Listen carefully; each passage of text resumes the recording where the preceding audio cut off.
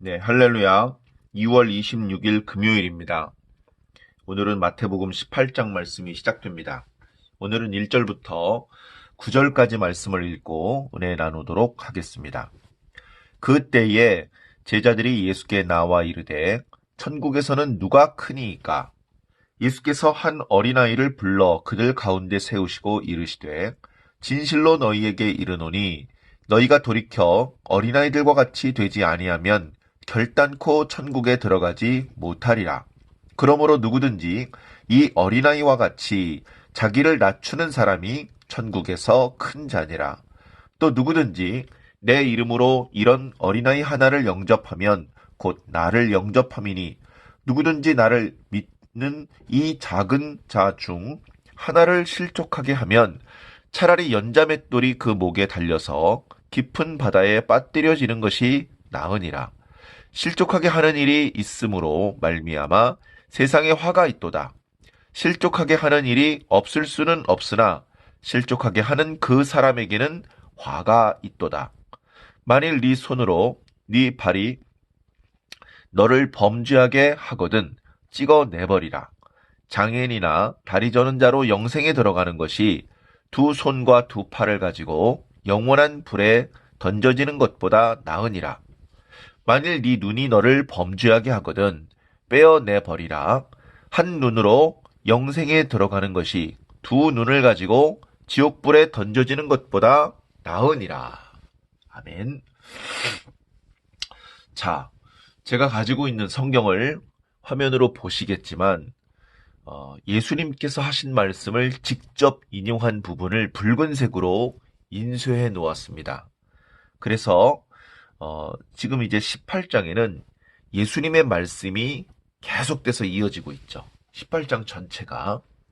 마태복음에는 이렇게 예수님의 말씀이 폭포수처럼 쭉 길게 이어지는 부분이 5번 나옵니다.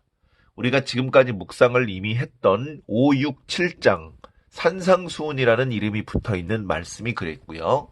그리고 10장에 예수님께서 제자들에게 전도 여행을 보내시기 전에 제자도에 대해서 말씀하시는 말씀이 그랬고, 그리고 얼마 전에 13장에 천국 비유 7가지를 말씀해 주실 때도 그랬습니다. 그리고 오늘 18장이 그렇고요. 그리고 계속해서 뒷부분에 보면 23장, 특히 24장과 25장의 말씀을 보면 예수님의 말씀이 계속 이어지고 있죠. 단순히 예수님께서 말씀을 길게 하셨다, 그것이 중요한 것이 아니고요. 그 말씀의 내용, 그 주제가 우리들에게 중요한 것이죠. 특히 지금 읽고 있는 마태복음 18장 말씀은 교회를 위해서 주신 말씀들입니다. 교회 공동체 구성원들이 서로를 어떻게 대하는 것이 온당한 것인지 주님께서 말씀해 주시는 것이죠. 오늘 우리들에게 필요한 말씀입니다. 자, 말씀의 시작은 이렇게 시작됩니다. 제자들이 예수님께 와서 천국에서는 누가 더 큽니까? 라고 물어봤죠. 이건 정말로 순수한 마음에서 궁금해서 물어보는 것은 아닐 것입니다. 다른 마가복음이나 누가복음 말씀을 살펴보면 제자들 사이에 큰 다툼이 일어났습니다. 큰 논쟁이 일어난 것이죠. 누가 더 크냐? 싸움이 일어난 것입니다. 그래 자기들끼리 결론이 나지 않자 씩씩거리면서 예수님께 와서 예수님께서 말씀해 주십시오. 누가 더 큽니까? 우리들 중에서. 이제 그렇게 물어보는 상황이죠. 그런데 지금 이 상황은 예수님의 마음을 헤아리는 그런 상황이 아닙니다. 예수님의 사역은 이제 종반전으로 치닫고 있습니다. 예수님께서는 자신의 죽음을 직감하시고 제자들에게 자신이 고난을 받고 심지어 죽임을 당할 것까지 미리 말씀해 놓으시는 그런 이제 분위기입니다. 예수님께서 하고 계신 이 막중한 사명을 잘 마무리하기 위해서 집중해야 되고, 특별히 십자가의 고난을 앞둔 주님께서는 기도로 그것을 준비하고 계신데, 제자들은 그런 주님의 마음은 아랑곳하지 않고 자기들이 누가 더 큰지만 알고 싶어하는 그런, 어떻게 보면 매우 어리석고 철없는 모습이죠.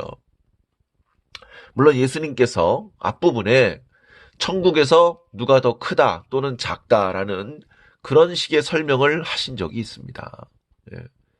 이제 그런 주님의 말씀이 제자들이 이렇게 다투게 된 어떤 원인이었는지는 모르겠습니다. 그러나 결국 똑같이 예수님을 믿는 성도들끼리, 일꾼들끼리, 교인들끼리, 똑같은 그리스도인들끼리, 똑같은 제자들끼리 누가 더 큰지를 다투는 것은 매우 어리석은 일입니다. 매우 어리석은 일.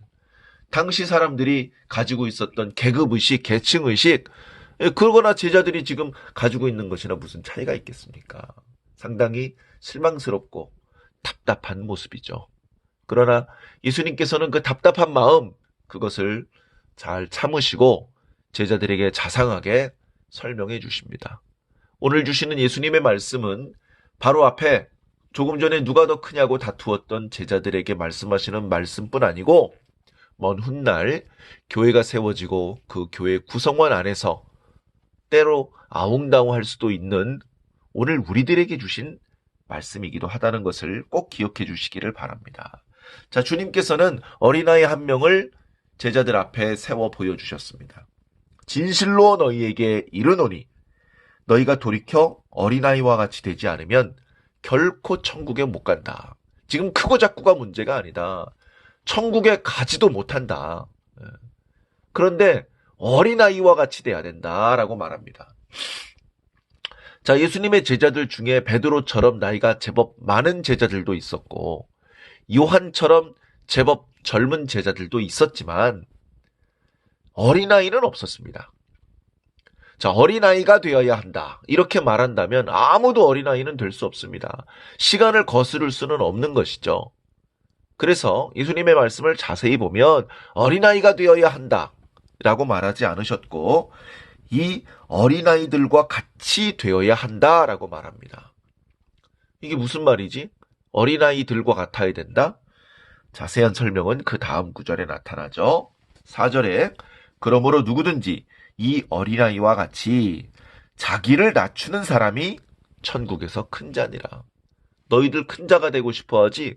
누가 큰 자인지 알고 싶지? 그런데 천국에 못 들어가면 큰 자나 작은 자나 다 지옥 가는 사람들일 뿐이야. 지옥에 가는 사람들끼리는 큰 자, 작은 자가 소용이 없어. 일단은 천국에 가야 돼. 그런데 어린아이들 같이 되지 않으면 천국에 못 가.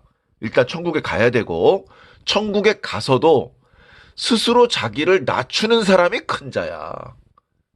스스로 자기를 높이는 자는 천국에서 작은 자가 되는 게 아니고 지옥에 갈 가능성이 더 많습니다. 자, 스스로 자기를 낮추는 자가 되어야 되는 것이죠. 그런데 지금 제자들의 모습은 스스로 자기를 높이려고 하니까 지금 너희들의 모습은 하나님 나라에 가깝지 않다. 그래서 3절에도 너희가 돌이켜야 한다라고 말합니다. 180도 방향을 전환해야 된다. 지금 너희들이 하고 있는 사고방식, 너희들이 가지고 있는 생활방식, 그런 것들로는 하나님 나라를 절대로 갈 수 없다. 180도 바꾸어야 된다. 자기를 낮추어야 된다. 자, 5절 말씀. 누구든지 내 이름으로 이런 어린아이, 정말로 나이가 어린 사람을 가리키는 게 아니고요. 물론 나이가 어린 그런 사람들을 무시하고 외면하면 당연히 안 되겠죠. 자, 그런데 여기서 주님께서 강조하고 싶은 것은 교회 공동체 안에서 자신을 크다고 생각하고 자신을 높이는 그런 모습이 아닌 자신을 낮추는 이런 종류의 사람들은 너희들이 영접해야 한다. 너희들이 존중해 주어야 된다. 너희들이 그들을 받아주어야 된다. 이런 어린아이와 같은 자를 영접하는 것은 곧 나, 메시아, 예수 그리스도를 영접하는 것이다. 이미 앞부분엔 이런 말씀도 주셨죠. 나를 영접하는 자는 나를 보내신 하나님 아버지를 영접하는 것이니라. 그러니까 교회 공동체 구성원 안에서 우리는 먼저 자기를 낮추는 자가 되어야 됩니다. 사람들이 자기를 영접하든 안 하든 그것과 상관없이 우리 모두는 자기를 낮추는 자가 되어야 됩니다. 겸손한 자가 되어야 되고 온유한 자가 되어야 합니다. 그리고 우리는 그렇게 자기를 낮추는 자를 말을 아끼는 자, 힘을 숨기는 자, 뭔가 온유하기 위해서 애쓰는 자, 그런 자들을 존중해 주어야 됩니다. 그렇게 어린아이를 영접하는 자는 곧바로 주님을 영접하는 자이기 때문입니다. 자, 그런데 6절에 보니까 영접하는 것에 반대되는 개념으로 실족한다는 말이 있습니다. 교회 공동체 안에서 스스로 자신을 낮추는, 신앙적으로도 인격적으로 성숙한 이런 사람들을 영접하는 것이 마땅한데, 만약에 이런 자들을 실족해 한다면 절대 용서하지 않겠다, 그렇게 말하고 있습니다. 실족해 하느니 차라리 연자맷돌이 그 목에 달려 깊은 바다에 빠뜨려지는 것이 낫다. 이 말씀을 오해하면 안 됩니다. 어떤 어린아이 같은 사람이 있어요. 그 사람을 실족해 하지 말고 그 사람 목에 무거운 돌을 매달아서 물에 빠뜨려 죽여라, 이런 뜻이 아닙니다. 그렇게 물에 빠뜨려 죽이면 당연히 살인죄가 추가되겠죠.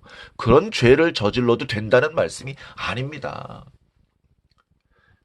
연자맷돌 같은 것으로 달려서 이렇게 물에 빠져 죽으면 안타까운 일이죠. 그런데 어린아이와 같은 자가 만약에 이렇게 안타깝게 죽임을 당하면, 그러면 그 사람의 영혼은 그래도 구원을 받지 않습니까? 그런데 완전히 실족해버리면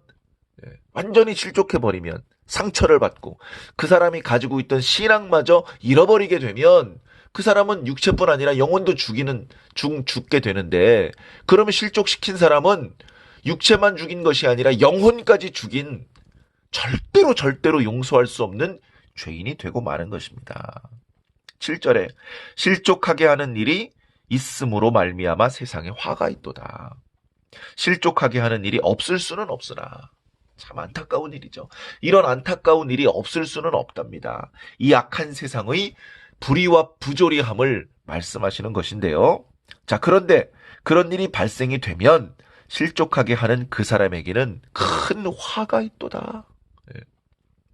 자, 8절과 9절에는요, 범죄케 하거든 이라는 표현이 있습니다. 범죄케 하거든. 근데 사실 원문은 보면요, 6절과 마찬가지로 실족하게 하거든 이라는 단어를 쓰고 있습니다. 그래서 의미가 통하니까 저는 실족하다는 이 표현으로 한번 읽어보겠습니다. 만일 네 손이나 네 발이 너를 실족하게 하거든 찍어내버리라.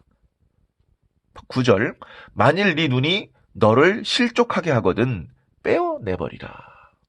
장애인으로 또는 두 눈이 없는 상태로 천국에 가는 것이 낫지 않느냐. 두 눈이 멀쩡하고 두 손 두 발을 가지고서 지옥에 가는 것보다 하나님 나라에 가는 것이 낫지 않느냐. 저는 하나님 나라에 대해서 생각을 해봤는데요. 장애인 중에, 예를 들면 시각장애인 중에 어떤 사람이 천국에 갔습니다. 그럴 수 있죠. 시각장애인이라고 천국에 가지 못한다는 그런 법은 없습니다. 천국에 가면 천국에서도 여전히 시각장애인일까요? 그렇지 않을 것 같습니다. 천국에서는 다 볼 수 있는 사람입니다. 장애인 중에 하나님 나라 가는 사람들이 많이 있을 수 있습니다. 자, 그 장애인이 천국에서도 쩔뚝쩔뚝거리고 천국에서도 장애인일까요? 천국에서는 사지가 다 멀쩡한 건강한 모습으로 살게 될 거라고 믿습니다. 자, 그렇기 때문에 중요한 것은 천국에 가느냐 못 가느냐죠. 만약에 내가 천국에 가는데 방해가 되는 것이 있다면, 다시 말해서 실족시키는 것이 있다면, 그런 것들은 오히려 제거할 수 있으면 제거해라. 정말로 눈을 뽑고 손과 발을 잘라버리라는 뜻은 아닙니다. 손과 발이 무슨 잘못이 있습니까? 눈이 무슨 잘못이 있습니까? 언제나 우리들의 마음이 문제고 우리들의 생각이 문제죠. 아무도 실족시켜서는 안 됩니다. 또 자신이 실족해서도 안 됩니다. 형제를 실족할 의도가 없다 하더라도 형제가 실족할 수밖에 없는 그런 모습을 보인다면 그것은 잘못입니다. 그래서 예수님께서는 마태복음 18장 말씀을 통해서 교회가 건강하게 서기 위해서 교회 공동체 구성원들이 다 건강하게 서 있어야 되는데, 원수 마귀도 아니고 다 같이 예수님을 믿고 천국에 들어가기를 소망하는 성도들끼리 서로 실족시키는 일이 발생해서는 안 된다. 부지불식 간에 상대방을 실족하게 만드는 경우도 있으니 조심해야 된다. 우리는 스스로를 높이는 모습이 되어서는 안 된다. 자기를 낮추고 언제나 겸손하셨던, 그리고 언제나 온유하셨던 주님만을 본받아야 된다. 마태복음 18장 말씀은 어찌 보면요, 오늘 교회를 섬기고 있는 모든 성도들에게 가장 시급하게 필요한 그런 말씀들이 아닌가 싶습니다. 우리가 전도도 해야 되고 봉사도 해야 되고 기도도 해야 되지만요, 서로 영접하는 것이 더 급한 일인 것 같습니다. 왜냐하면 잘 안 되고 있기 때문에 그렇습니다. 예수님은 차별하지 않으십니다. 여자라고 무시하지 않으시고 돈이 없다고 뒷전으로 돌리지 않으십니다. 이방인이라고 외면하지 않으십니다. 예수님께서는 우리 모두를 다 똑같이 사랑하십니다. 그런데 우리 성도들은 서로를 다 똑같이 사랑하지 못하는 것 같습니다. 물론 우리의 믿음이 연약하고 깨달음이 부족하고 우리가 예수님을 아직은 다 완전히 닮지 않았기 때문이겠죠.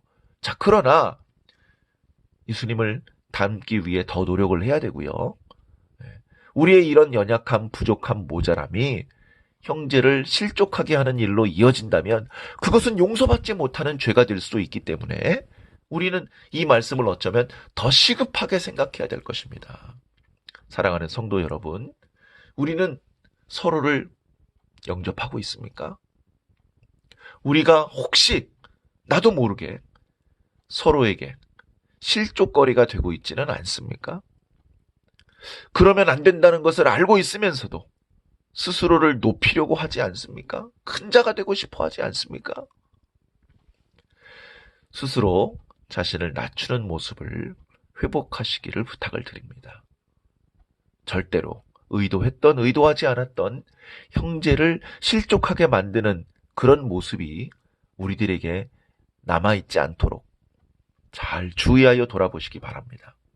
우리는 손에 손잡고 다 함께 하나도 빠뜨리지 않고 예수님 잘 믿다가 약속하신 하나님의 나라에 다 들어가야 될 그 하나님의 나라에서 함께 힘차게 하나님을 찬양하고 하나님의 축복을 누리며 행복하게 살아야 될 가족들입니다.